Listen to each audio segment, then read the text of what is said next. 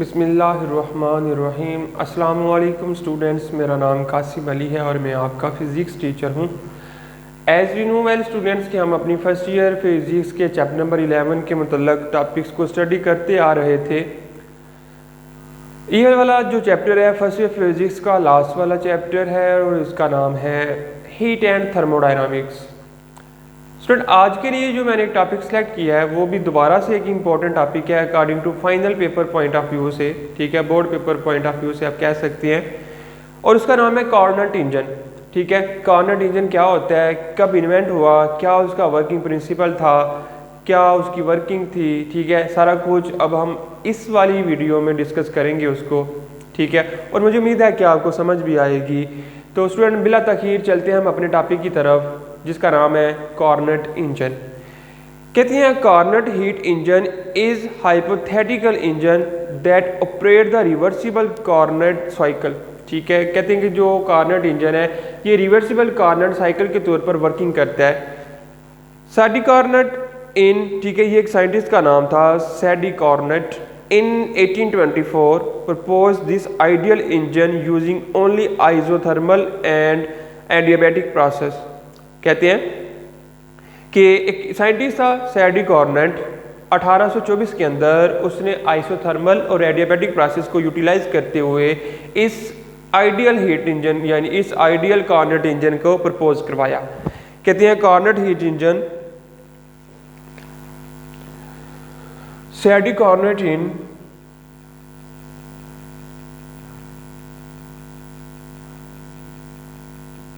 ठीक है, सैडी कार्नोट एक साइंटिस्ट था, ठीक है, 1918 के अंदर 1924 के अंदर 1824 के अंदर 1824, ठीक है, 1824 प्रपोज्ड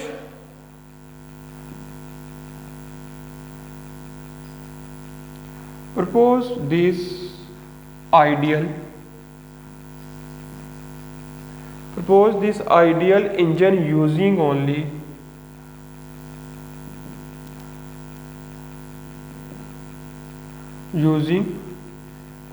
isothermal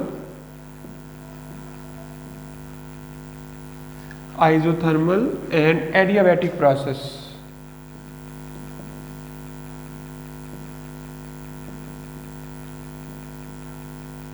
ठीक है, आइसोथर्मल और एडियाबैटिक प्रोसेस को इस्तेमाल करते हुए सैडी ने क्या किया स्टूडेंट, उसने एक ये वाला इंजन प्रपोज किया जिसका नाम था कार्नोट इंजन। कहते हैं he showed that heat engine operating in an ideal reversible cycle between two heat reservoir at different temperature would be most efficient engine. कहते हैं कि वो वाला हीट इंजन जो दो टेम्परेचर रेजरवायर के दरमियान वर्किंग कर रहा हो वो मोर एफिशिएंट होता है, वो बहुत रिलायबल होता है, ठीक है, वो आसानी से काम करने वाला इंजन होता है। इसने ये जाहिर किया he showed that heat engine operating in an ideal reversible cycle, कि एक आइडियल रिवर्सिबल साइकिल में हीट इंजन जो मूव कर रहा हो वो वर्किंग कर रहा हो बिटवीन टू हीट रेजरवायर, ठीक है, दो हीट रेजरवायर हो और डिफरेंट टेम्परेचर पर हो, ठीक है, would be the most efficient engine, कि वो बहुत एफिशिएंट इंजन होंगे, ठीक है, बहुत आसानी से वर्किंग करने वाले होंगे, बहुत आइडियल होंगे। ठीक है, फिर इसका जो प्रिंसिपल था, प्रिंसिपल क्या बताया गया है इसका,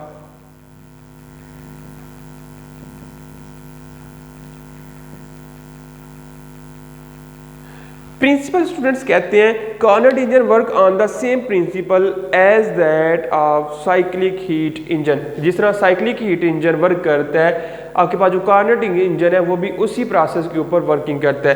Carnot engine works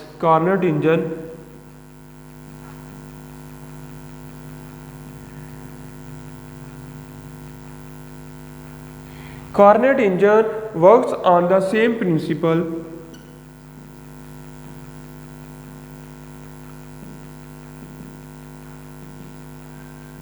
work on the same principle as that of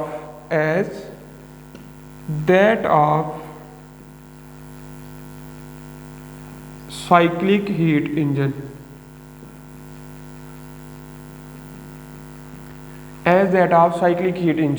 कहते हैं it takes heat from hot body, convert a part of it into work and reject the remaining part to cold body. It receive, ठीक है, कहते हैं it take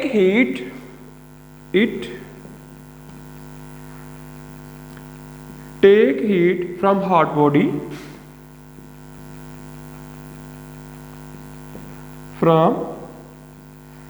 body कि ये एक गर्म बॉडी से क्या करता है, हीट को लेता है, ठीक है, convert a part of it into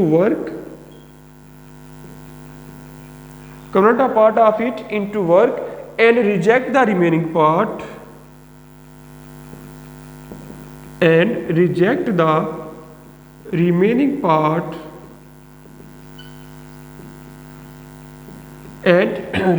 remaining part to cold body।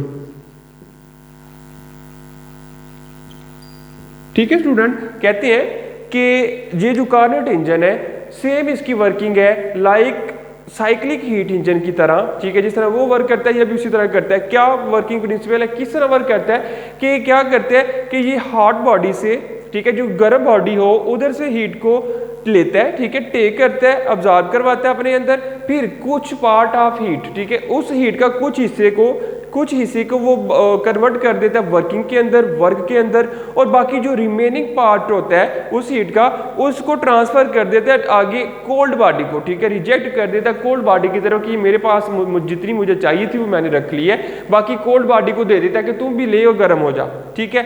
ये इस तरह का प्रोसेस इसके अंदर मौजूद होता है, पाया जाता है। फिर इसकी जो वर्किंग है स्टूडेंट्स,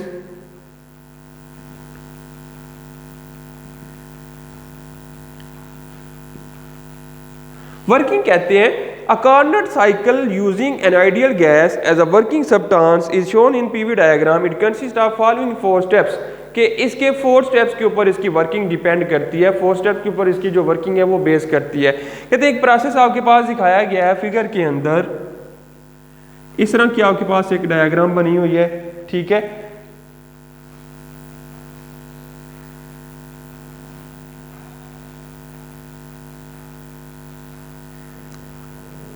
इस तरह की स्टूडेंट एक डायग्राम बनी हुई है आपके पास, ठीक है, ये आइसोथर्म है,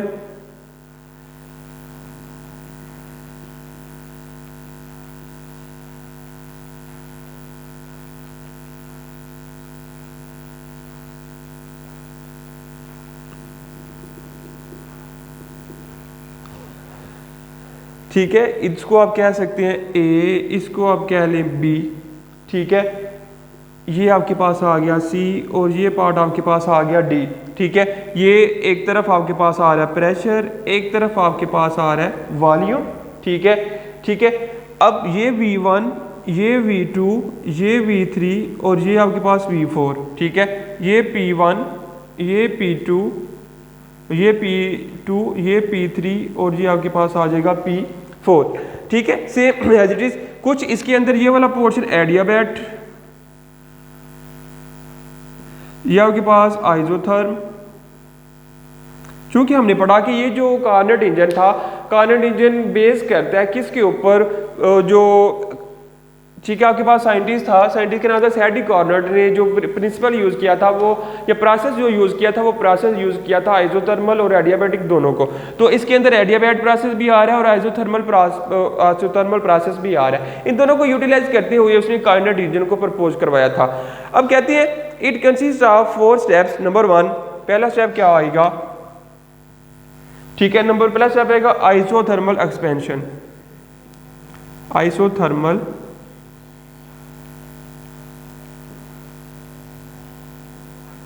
एक्सपेंशन, पहला स्टेप इसका क्या आएगा, कहते हैं the gas is allowed to expand isothermally at temperature T1, ठीक है, the gas allowed, the gas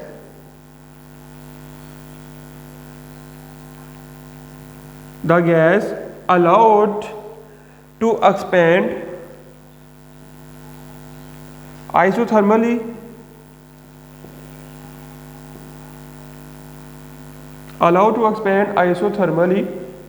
at temperature T1, at temperature T1 temperature के ऊपर वो थर्मली क्या होगी, एक्सपेंड होगी, absorbing heat Q1, absorb heat absorb करेगी और वो हीट कौन सी अब्जॉर्ब करेगी, Q1, ठीक है, from hot reservoir.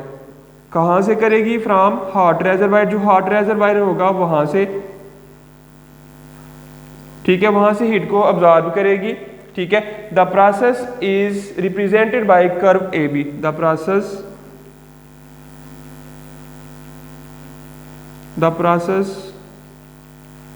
Is A B, ठीक है। ए बी यहां से लेकर यहां तक का जो प्रोसेस है ये सारा क्या कहलाता है, आइसोथर्मल एक्सपेंशन। कि क्या होगा यहाँ पर कि आपके पास जो गैस है वो एक्सपेंड होगी आइसोथर्मली, ठीक है, टेम्परेचर T1 के ऊपर। फिर क्या होगा, हीट Q1 को ऑब्जॉर्व करेगी हॉट रेजरवायर से, ठीक है, और फिर आगे प्रोसेस दूसरा चलना स्टार्ट हो जाएगा। वो दूसरा प्रोसेस आएगा एडियाबैट। ये देखिए ये वाला प्रोसेस आपके पास आइसोथर्म, ये फिर से एडियाबैट, ठीक है। ए से बी तक आइसोथर्म, बी से सी तक एडियाबैट, फिर सी से डी तक आपके पास आइसोथर्म, और डी से ए तक आपके पास स्टूडेंट आ जाएगा दोबारा से आइसोथर्म, ठीक है। पहले एक्सपेंशन होगी पहले दो प्रोसेस में, यहाँ पर और यहाँ पर एक्सपेंशन हो रही है। फिर यहाँ पर और यहाँ पर आपके पास स्टूडेंट आएगी कंप्रेशन, ठीक है, कंप्रेस हो रहे हैं आपके पास ये वाला सारा काम।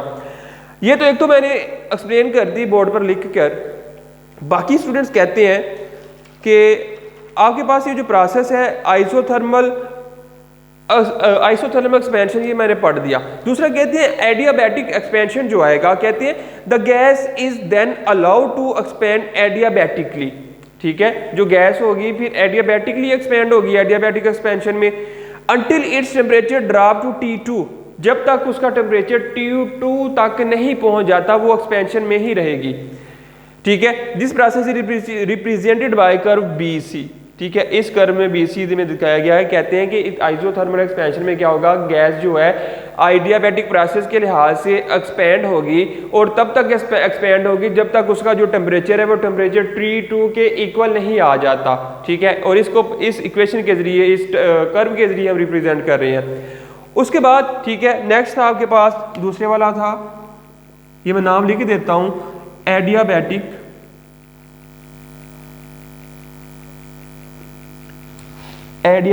आपके पास आ रहा था एक्सपेंशन।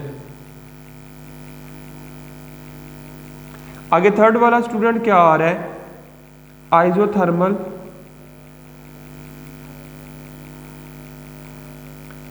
कंप्रेशन। अब कंप्रेस भी होगा। फोर्थ वाला आपके पास क्या आ रहा है, एडियाबैटिक कंप्रेशन। Adiabatic compression. अब कहते हैं आइसोथर्मल कंप्रेशन में क्या होगा, the gas at this stage is compressed isothermally at temperature T2, ठीक है। टेम्परेचर T2 के ऊपर क्या होगी, थर्मली कंप्रेस होगी। टेम्परेचर T1 पर जो गैस थी वो आइसोथर्मली एक्सपेंड हुई, ठीक है। फिर टेम्परेचर T2 के ऊपर आकर एक्सपेंशनली आइसोथर्मली कंप्रेस हो गई, rejecting heat Q2 to the cold reservoir. यहां से पहले प्रोसेस में उसने हीट को क्या किया था, अब्जॉर्ब किया था हॉट रेजरवायर से, लेकिन इस केस में टेम्परेचर T2 के ऊपर आकर वो क्या करती है कि कंप्रेस होती है। कंप्रेस होने के बाद जो हीट Q2 उसको मिलने वाली थी उसको रिजेक्ट कर देती है, किस तरफ को, कोल्ड रेजरवायर की तरफ। कहती है कि मुझे नहीं चाहिए, कोल्ड रेजरवायर की तरफ चली जाओ, वो उधर चली जाती है। This process is represented bye CD, ठीक है। यहां से लेकर यहां तक का जो प्रोसेस है ये आइसोथर्मल कंप्रेशन कहलाता है। एंड फोर्थ वन जो आपके पास स्टूडेंट आ रहा है वो आ रहा है एडियाबैटिक कंप्रेशन। एडियाबैटिक कंप्रेशन में क्या बताया जाता है, कहती है finally the gas is compressed adiabatically to reserve its initial state at temperature T1, कि एट द एंड क्या होता है कि जो गैस होती है अपनी इनिशियल स्टेज पर आना चाहती है और टेम्परेचर T1 के ऊपर होती है। This process represented by DA, D से लेकर A तक। इसमें क्या आता है कि जो गैस है एडियाबैटिकली कंप्रेस होती है, कंप्रेस की होती है ताकि वो अपनी इनिशियल स्टेट के ऊपर वापस आ सके, ठीक है, अपनी इनिशियल स्टेट के ऊपर वापस आ सके। इस वजह से वो कंप्रेस होती है और इस प्रोसेस को कर्व DA के साथ रिप्रेजेंट किया गया है, ठीक है। कहते हैं thermal and mechanical equilibrium is maintained all the time so that each process is perfectly reversible.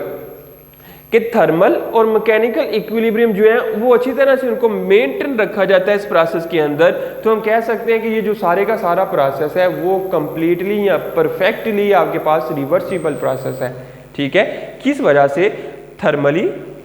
Thermal and mechanical equilibrium is maintain. इस लिहाज से जो आपके पास प्रोसेस आएगा वो परफेक्टली कौन सा प्रोसेस होगा? परफेक्टली रिवर्सिबल प्रोसेस आएगा। ठीक है स्टूडेंट, ये आपके पास था 4 स्टेप्स वर्किंग प्रिंसिपल में जो आ रहे थे। कौन कौन सा? पहला स्टेप था आइसोथर्मली एक्सपेंशन, दूसरा था एडियाबैटिकली एक्सपेंशन, तीसरा था आइसोथर्मली कंप्रेशन, फोर्थ वाला था एडियाबैटिकली कंप्रेशन। ठीक है, 2 कंप्रेशन पड़े दोनों के लिए अलग अलग से एक्सपेंशन भी पड़े। तो ये हमारे पास वर्किंग थी कार्नोट इंजन की कि किस प्रिंसिपल के ऊपर वो वर्किंग करता है। आगे एक्सप्रेशन इसका ड्रा करना चाहिए, एक्सप्रेशन फॉर एफिशिएंसी की इसकी जो एफिशिएंसी होती है वो किस तरह डिपेंड करती है, क्या उसका लिंक है उसको भी देखते हैं। एक्सप्रेशन फॉर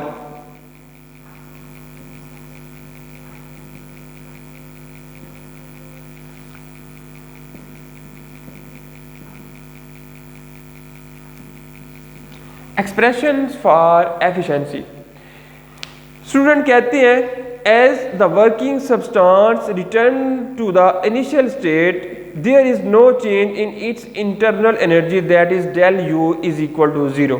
कहते हैं कि यहाँ से ऑब्जेक्ट स्टार्ट हुआ, बी पर गया, सी पर गया, डी पर गया, डी से वापस फिर ए पर आ गया, यानी कि जो ऑब्जेक्ट है उसने कंप्लीट साइकिल किया, जहाँ से स्टार्ट हुआ था वहाँ पर ही आ गया दोबारा से। तो इस केस में इसकी जो इंटरनल एनर्जी होगी वो क्या होगी? 0 होगी।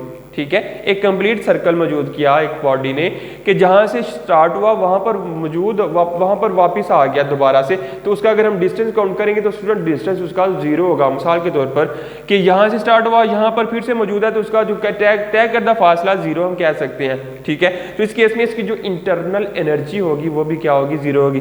यानी यहाँ से अगर यहाँ तक गया उसने इसकी टेम्परेचर T2 के साथ या हॉट रेजर्वायर से हीट ली, टेम्परेचर बढ़ गया, फिर यहाँ तक गया उसने टेम्परेचर को लूज कर दिया, फिर यहाँ से यहाँ तक आया टेम्परेचर बढ़ा, फिर यहाँ से यहाँ तक गया तो टेम्परेचर फिर लूज हो गया, यानी कि जो टोटल उसकी हीट एनर्जी इंटरनल एनर्जी आएगी वो क्या आ रही है? 0 आ रही है। तो then we can say that the internal energy in this case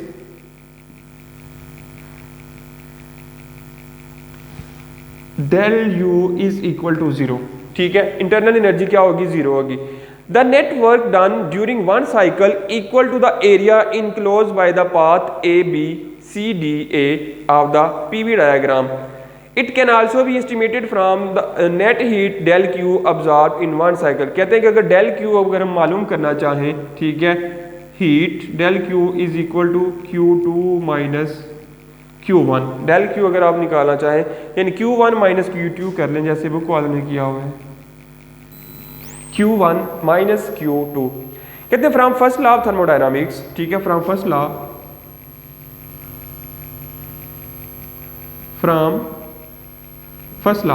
क्या कहता था? Q is equal to del U plus W. Q is equal to del U plus W, first law ये कहते हैं हमारे पास। ठीक है, इसको आप नाम दे लें इक्वेशन नंबर 1 का। अब Q की ये वाली वैल्यू, ठीक है, ये वाली डेल Q की वैल्यू अगर आप इसमें पुट करें, ठीक है, कहते हैं putting value of del Q and del U in equation 1 we get. ठीक है, डेल Q की वैल्यू क्या आ रही थी? डेल Q की वैल्यू आपके पास आ गई, ये डेल U की वैल्यू आ गई आपके पास ये, तो अब इसमें पुट कर दें आप। ठीक है, तो आपके पास स्टूडेंट्स क्या आएगा? ठीक है, इसको आप डेल Q कह लें, डेल Q का नाम दे लें, तो Q1 minus Q2 is equal to 0 plus W। तो यहाँ फिर हम कह सकते हैं W is equal to Q1 minus Q2। ठीक है, जो वर्क डन बराबर होगा वो क्या होगा? फर्स्ट रेजरवायर की हीट से दूसरे रेजरवायर की हीट को माइनस कर देंगे तो आपके पास स्टूडेंट आएगा वर्क डन। कहते हैं efficiency eta of heat in engine is defined as. ठीक है, ये आपके पास वर्क डन का फार्मूला आ गया। कहते हैं एफिशिएंसी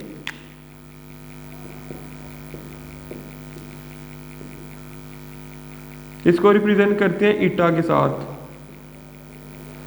इज डिफाइंड इज। ठीक है, एफिशिएंसी जो ईटा आपके पास आ रही है वो किसके बराबर आती है? Output work divided by input energy. Eta is equal to output work, यानी आउटपुट ओवर इनपुट के इक्वल होती है। लेकिन इस केस में हमारे पास जो आउटपुट आ रहा है वो वर्क है, लेकिन जो इनपुट है वो एनर्जी है। ठीक है, आप ये भी कह सकते हैं वर्क ओवर एनर्जी के जो ईटा आ रही है, एफिशिएंसी आ रही है ईटा, वो किसके बराबर आ रही है, वर्क ओवर एनर्जी के। और वर्क इस केस में हमारे पास आउटपुट है और एनर्जी हमारे पास इस केस में वो इनपुट है। तो W को एनर्जी से डिवाइड करेंगे तो आपके पास एफिशिएंसी ईटा आ जाएगी। तो then you can write eta is equal to W over E, यहाँ W ओवर Q। इस केस में आपके पास जो एनर्जी आ रही है स्टूडेंट वो एज अ हीट आ रही है, यानी आप इसको Q से रिप्रेजेंट कर रहे हैं, Q1 आ जाएगी।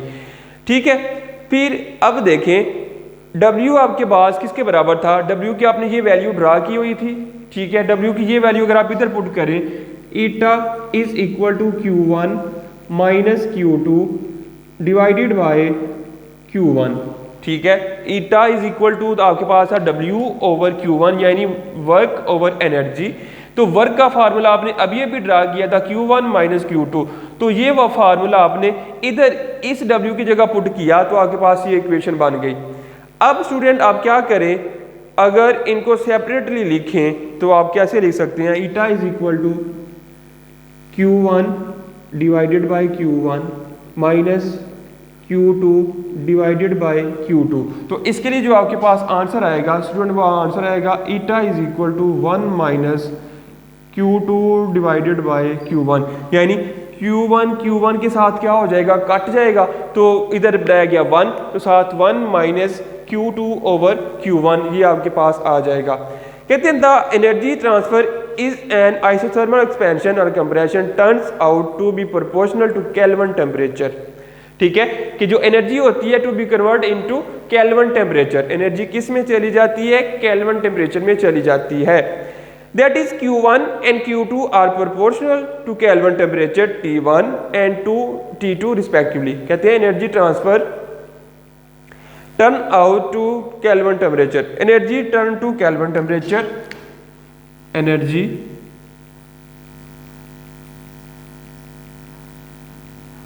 turns to Kelvin temperature। So कह सकते हैं कि जो आपके पास एनर्जी है, ठीक है, वो क्या बनेगी, Q1 and Q2 are proportional to Kelvin temperature, Q1 and Q2 are proportional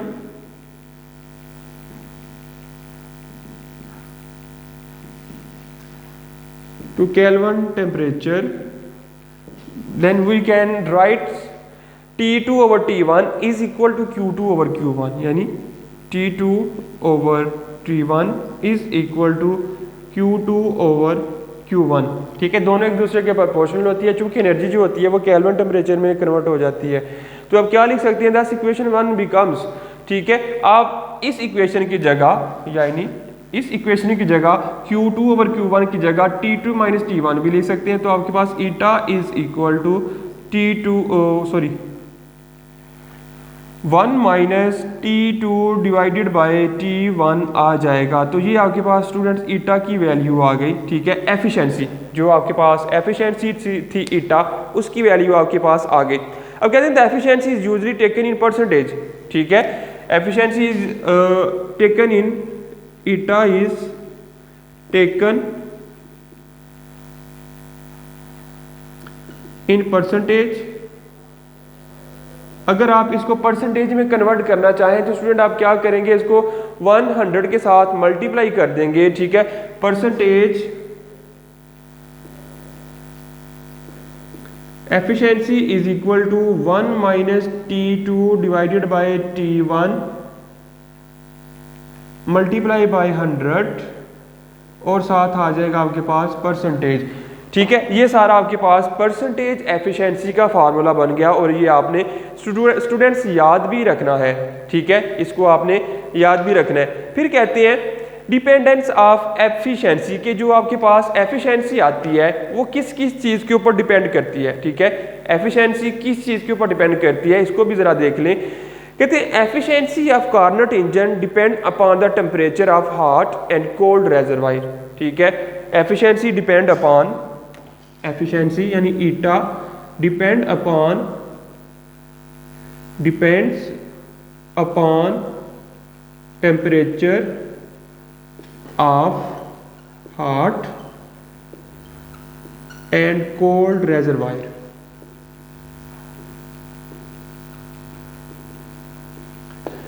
efficiency जो होती है कोल्ड या हॉट जो रेजरवायर होते हैं उनकी एफिशिएंसी के ऊपर डिपेंड, उनके टेम्परेचर के ऊपर डिपेंड करती है। कहते हैं it is independent of the nature of the working substance, कि जो वर्किंग सब्सटेंस होता है उसकी नेचर के ये इंडिपेंडेंट होती है, डिपेंडेंट होती है टेम्परेचर के। The larger the temperature difference of the two reservoir the greater is the efficiency. ठीक है, अगर इनका टेम्परेचर ज्यादा होगा तो एफिशिएंसी क्या होगी, ज्यादा होगी, क्योंकि ये डिपेंड है। डिपेंड का मतलब वो डायरेक्टली रिलेट कर रहा है। अगर टेम्परेचर ज्यादा तो एफिशिएंसी ज्यादा। Same like that if temperature is smaller या temperature is less the efficiency will also be less. कि टेम्परेचर ज्यादा एफिशिएंसी ज्यादा, टेम्परेचर कम एफिशिएंसी भी क्या होगी, कम होगी। फिर कहते हैं in most practical cases the cold reservoir is near room temperature so the efficiency can be increase by rising the temperature of hot reservoir. ठीक है, कहते हैं कि ज्यादा केसेस में क्या होता है कि जो कोल्ड रेजरवायर होता है उसका टेम्परेचर रूम टेम्परेचर के बराबर होता है। फिर अगर आपने एफिशिएंसी को बढ़ाना हो तो क्या करते हैं, हॉट रेजरवायर के टेम्परेचर को बढ़ाना स्टार्ट कर देते हैं, इससे एफिशिएंसी भी क्या होती है, बढ़ जाती है। कहते हैं can efficiency of heat engine be 100%, एक क्वेश्चन है। ठीक है, पेपर में सेपरेटली भी पूछा जा सकता है आपसे। ये तो अभी इसका पोर्शन आ रहा है ना, एक पार्ट बताया जा रहा है सवाल के अंदर, इस टॉपिक के अंदर, लेकिन ये अलग से भी एक टॉपिक मौजूद है। कहते हैं can efficiency of heat engine be 100%, कि एक हीट इंजन की जो कैपेसिटी एफिशिएंसी है वो 100% हो सकती है कि नहीं हो सकती, ये आपने बताना है। कहते हैं इट कैन नेवर बी 1 और 100% unless cold reservoir is at absolute zero temperature, के जब तक जो कोल्ड रेजरवायर है एब्सोल्यूट टेम्परेचर पर नहीं आएगा तो इसकी जो एफिशिएंसी है वो 100% नहीं हो सकती। Such reservoir are not available and hence maximum efficiency is always less than 1, के ऐसे रेजरवायर मौजूद ही नहीं है, ठीक है, जो एब्सोल्यूट, जिनका जो टेम्परेचर है एब्सोल्यूट जीरो टेम्परेचर हो। ठीक है, एफिशिएंसी 100% तब होगी जब कोल्ड रेजरवायर का टेम्परेचर एब्सोल्यूट जीरो टेम्परेचर हो, लेकिन ऐसे जो रेजरवायर में वो मौजूद नहीं, तो क्या होगा, maximum efficiency is always less than 1, कि जो मैक्सिमम एफिशिएंसी आती है वो हमेशा 1 से लेस देन आती है। तो स्टूडेंट्स ये सारे का सारा टॉपिक था हमारे पास किसके मुतल्लक, कार्नट इंजन के मुतल्लक, और ये एक इम्पोर्टेंट टॉपिक था। इसको एक आइजर कार्नट ने 1824 के अंदर प्रपोज करवाया, इसका आइडिया पेश किया इस इंजन को। एक आइडियल हीट इंजन था, ठीक है, जो हीट के तौर पर काम करता था। और इसके अंदर जो वर्किंग स्टूडेंट बताई गई, वर्किंग वो बताई गई किस किस की, आइडियाबैटिक प्रोसेस की थी और आइजोथर्मल प्रोसेस की थी। इसकी वर्किंग सारी, यानी इसके अंदर इसकी वर्किंग में आइजोथर्मल एक्सपेंशन होगी, एडियाबैटिक एक्सपेंशन होगी, आइसोथर्मल कंप्रेशन होगी, एडियाबैटिक कंप्रेशन होगी। फिर इसके बाद हमने एफिशिएंसी कैलकुलेट की इसकी, ठीक है, कि डेरिव एक्सप्रेशन फॉर एफिशिएंसी की, एफिशिएंसी का जो आपके पास एक्सप्रेशन आया था वो आया था eta is equal to 1 minus T2/T1। ठीक है, ये आ गया आपके पास एफिशिएंसी। फिर कहते हैं एफिशिएंसी को हम मोस्टली लेते हैं परसेंटेज के अंदर। अगर परसेंटेज में बताना हो तो आप we know that by mathematical rules, अगर भी किसी टर्म को, किसी चीज़ को, किसी आपके पास जो वैल्यू हो उसको परसेंटेज में कन्वर्ट करना हो तो आप 100 के साथ मल्टीप्लाई करके साथ परसेंटेज लगा दें। तो हमने भी सेम ऐसा ही किया, 100 के साथ मल्टीप्लाई किया और साथ परसेंटेज लगा दी। फिर कहते हैं जो एफिशिएंसी होती है वो डिपेंड करती है टेम्परेचर के ऊपर। किस किस टेम्परेचर के ऊपर, हॉट रेजरवायर के टेम्परेचर के ऊपर और कोल्ड रेजरवायर के टेम्परेचर के ऊपर। लेकिन ये इंडिपेंडेंट होती है किस चीज़ के, नेचर ऑफ वर्किंग सब्सटेंस। इसका जो इस में जो सब्सटेंस यूज हो रहा होता है उस सब्सटेंस की जो नेचर होती है उसके ये इंडिपेंडेंट होती है। फिर एक शॉर्ट क्वेश्चन पूछा इन्होंने, क्वेश्चन के अंदर ही साथ जवाब भी दिया कि क्या एक हीट इंजन की जो एफिशिएंसी है वो 100% हो सकती है, तो इसका जवाब है नो। हीट इंजन की जो एफिशिएंसी है वो 100% कभी नहीं हो सकती, क्योंकि अगर आप एफिशिएंसी को 100% करना चाहते हैं तो आपको जो कोल्ड रेजरवायर है उसका टेम्परेचर एब्सोल्यूट जीरो टेम्परेचर होना चाहिए। लेकिन ऐसा पॉसिबल ही नहीं है कि आपके पास जो है वो ऐसा रेजरवायर मौजूद हो तो फिर हमेशा जो मैक्सिमम एफिशिएंसी आती है वो लेस देन 1 आती है। ठीक है, ये आपने याद रखना है स्टूडेंट, मोस्ट इंपॉर्टेंट बातें थी। सारा टॉपिक ही ऑलमोस्ट इंपॉर्टेंट था। आई होप कि आपको समझ भी आई होगी। तो स्टूडेंट ये हमारे पास टॉपिक था आज के लिए जिसका नाम था कार्नट इंजन।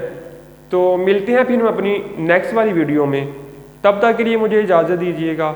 अल्लाह हाफिज़। वीडियो पसंद आई तो लाइक करें, अपनी राय कमेंट करें। ऐसे ही मजीद वीडियोस के लिए हमारा चैनल सब्सक्राइब करें और बेल का आइकन दबाएं ताकि आपको हर वीडियो का नोटिफिकेशन मिलता रहे।